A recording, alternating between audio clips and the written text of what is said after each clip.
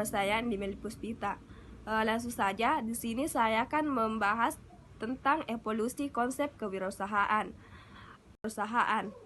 Pada awalnya, kata kewirausahaan berasal dari kata bahasa Prancis, entrepreneur, yang berarti melakukan.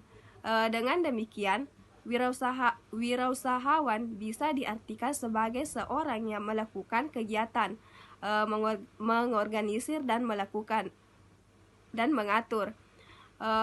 Namun definisi tersebut masih terlalu umum sehingga diperlukan penggalian lebih dalam terkait dengan definisi ini.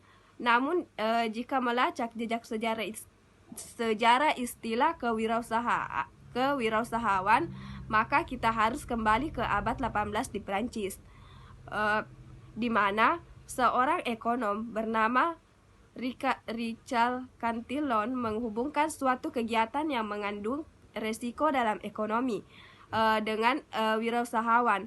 Selain itu, praktek kewirausahawan masih bisa melacak selain periode yang sama evolusi industri yang terjadi di mana para wirausahawan memainkan peranan yang penting dalam mengambil resiko. Perkenalkan, nama saya Andi Sri Bulan. Di sini saya akan menjelaskan mengenai beberapa mitos tentang kewirausahaan. Yang pertama, kewirausahawan cenderung bertindak bukan pemikir. Nah, memang wirausahawan orang yang lebih suka bertindak, tetapi apabila dikatakan bukan orang yang pemikir, maka itu salah, karena wirausahawan beranggapan bahwa berpikir sama pentingnya dengan kecenderungan mereka untuk bertindak. Sebelum ia melakukan sesuatu, terlebih dahulu pasti ia memikirkan hal-hal yang harus ia persiapkan atau ia lakukan secara matang. Karena apabila tidak, maka bisa saja usahanya tersebut tidak akan berhasil karena kurangnya persiapan. Kemudian yang kedua, banyak masyarakat yang menganggap bahwa wirausahawan bakat yang dibawa sejak lahir.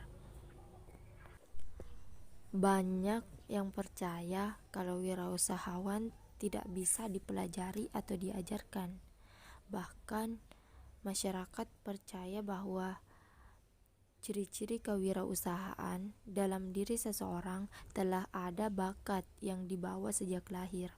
Padahal pada saat ini kewirausahaan adalah suatu bidang ilmu yang memiliki model, proses, dan juga berbagai macam studi kasus yang memungkinkan untuk dipelajari dan juga diajarkan. Kemudian yang ketiga, penemu hal baru. Pemikiran bahwa wirausahawan selalu merupakan penemu hal baru muncul karena kesalahpahaman.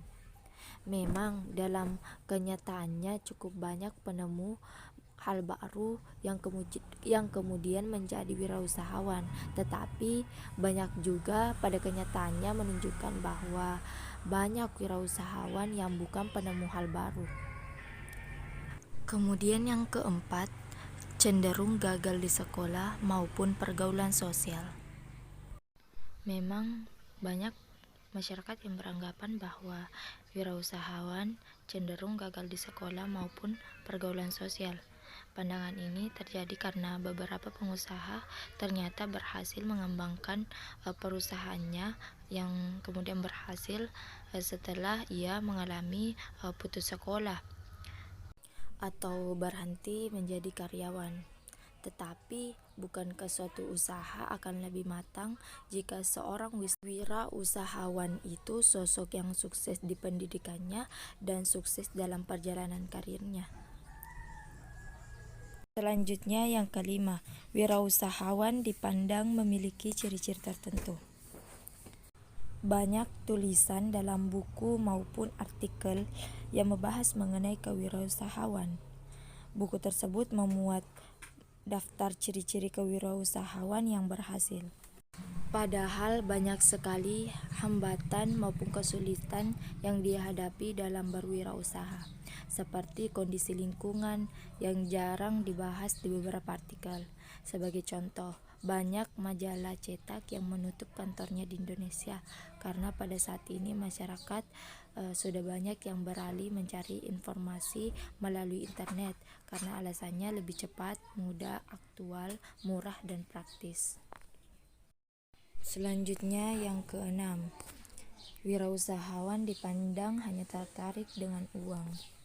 Perlu diakui bahwa sebuah perusahaan pasti membutuhkan namanya modal, dana atau uang agar bisa bertahan. Tapi pada kenyataannya hal ini belum tentu bisa mencegah kebangkrutan sebuah perusahaan.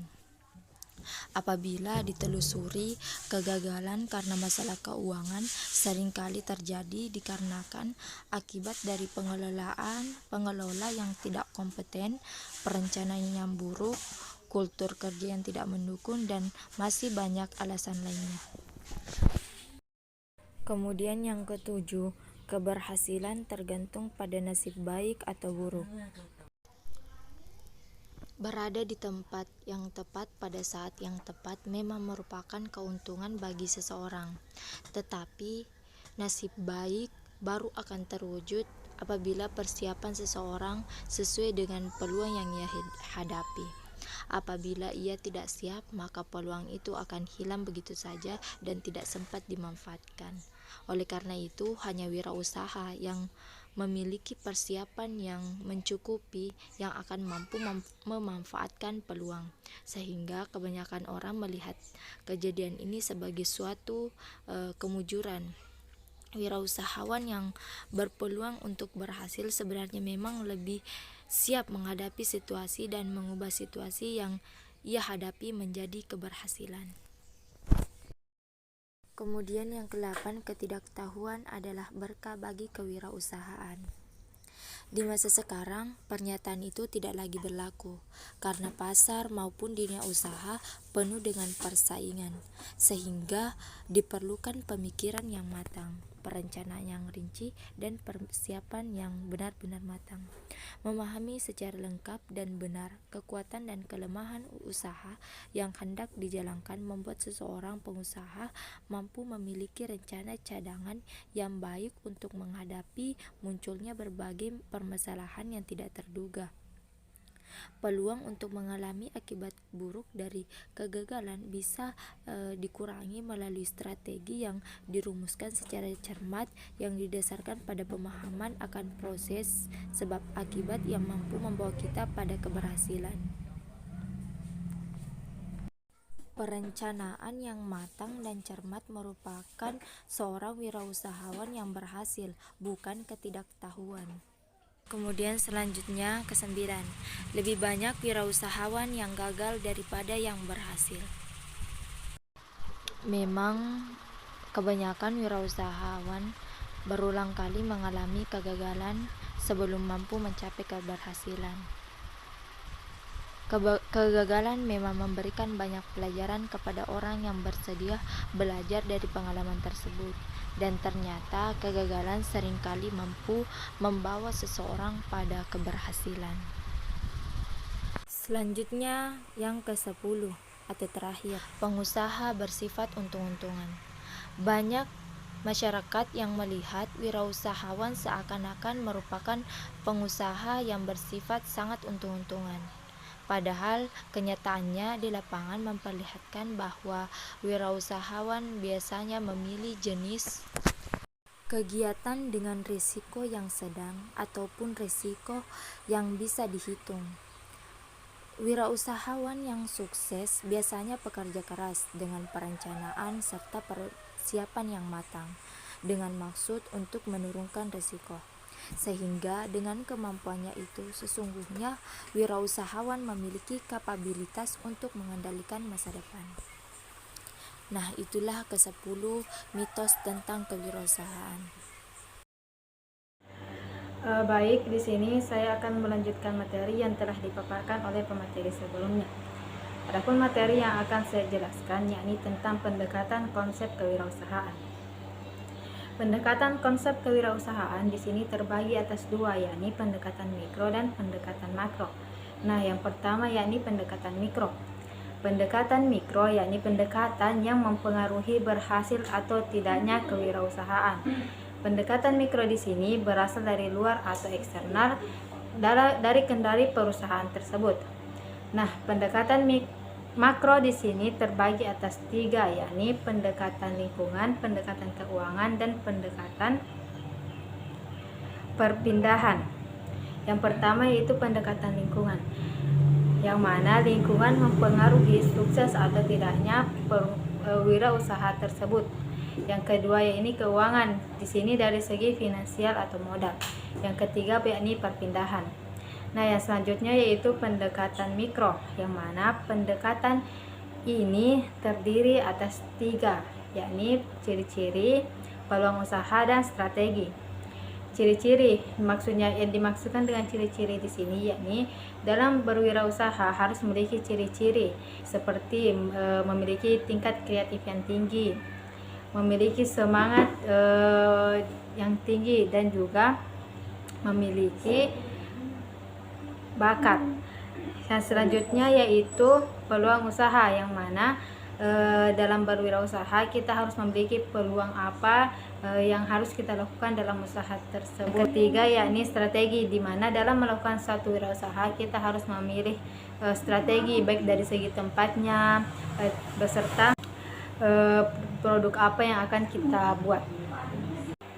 Baik, di sini saya akan menjelaskan materi tentang pendekatan tahapan pertumbuhan wirausaha.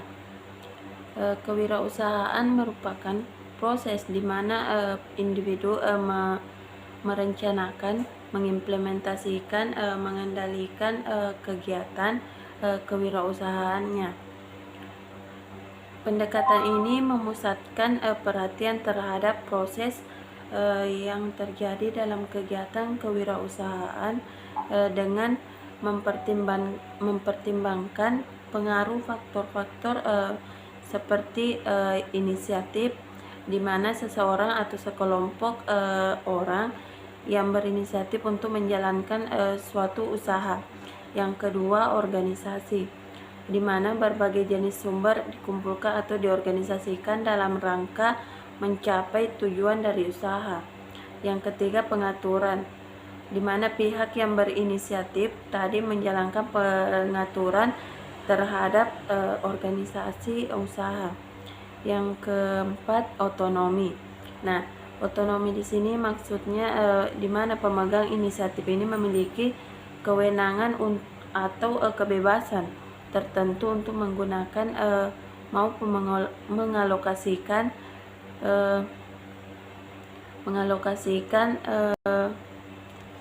sumber-sumber yang ada. Yang kelima, risiko, di mana keberhasilan ataupun kegagalan usaha yang dijalankan juga ditanggung oleh karyawan.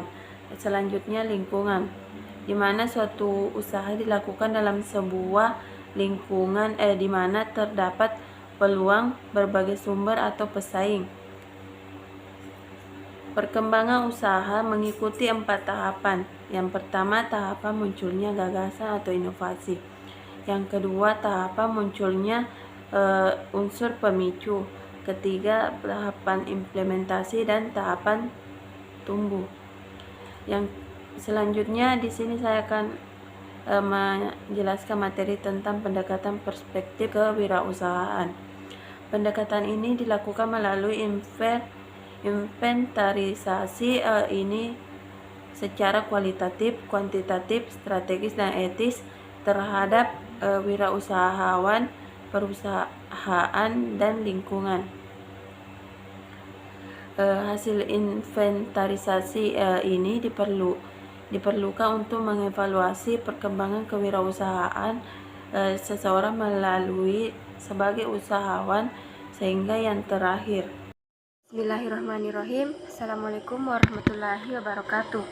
Di sini saya akan menjelaskan materi tentang pendekatan multidimensi. Pendekatan multidimensi ini merupakan pendekatan yang mencoba menggabungkan individu, lingkungan, organisasi, proses pertumbuhan usaha. Nah, faktor-faktor yang terkait dengan masing-masing dimensi tersebut adalah sebagai berikut. Yang pertama, individu. Seperti keinginan untuk mencapai kesuksesan, kebebasan mengatur diri sendiri, dan kesediaan menanggung resiko. Yang kedua, lingkungan. Seperti tenaga kerja yang memiliki keterampilan teknis, ketersediaan pemasok, ketersediaan konsumen atau pasar, dukungan kebijakan pemerintah, kehadiran perguruan tinggi, ketersediaan lahan dan fasilitas, dan sikap masyarakat sekitar. Yang ketiga, organisasi. Seperti jenis atau corak usaha, lingkungan kewirausahaan, partner untuk bekerja sama, variabel strategi atau ongkos diferensiasi fokus, atau ambang persaingan untuk masuk dalam usaha. Yang keempat, proses. Seperti menemukan peluang usaha, mengumpulkan sumber daya yang diperlukan, memasarkan produk atau jasa, membuat produk, mengembangkan organisasi, menjawab keinginan pemerintah dan masyarakat.